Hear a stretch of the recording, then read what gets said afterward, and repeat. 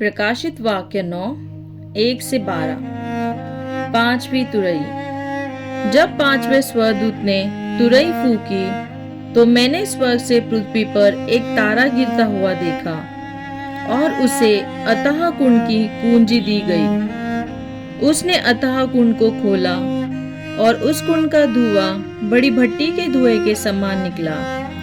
सूर्य और वायुमंडल दोनों उस कुंड के धुएं से अंधकारमय हो गए। इस धुएं में से पृथ्वी पर टीटियां निकली। उनको ऐसी शक्ति दी गई जैसे पृथ्वी के बिच्छुओं में होती है।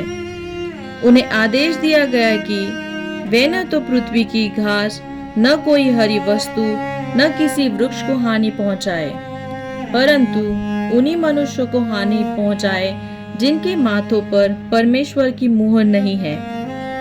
उन्हें किसी को मार डालने की नहीं, वरन 5 माह तक घोर पीड़ा देने की अनुमति दी गई थी। यह ऐसी पीड़ा थी जैसे बिच्छू के डंक मारने से मनुष्य को होती है। उन दिनों मनुष्य मृत्यु की खोज करेंगे पर पाएंगे नहीं। वे मृत्यु की अभिलाषा तो करेंगे, परंतु मृत्यु उनसे दूर भागेगी।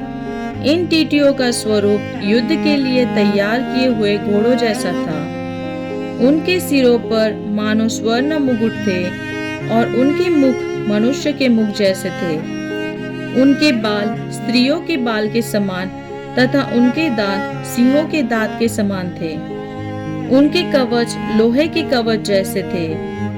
उनके पंखों की आवाज ऐसी थी जैसी रथों और युद्ध में जाते हुए बहुत से घोड़ों के दौड़ने से होती है।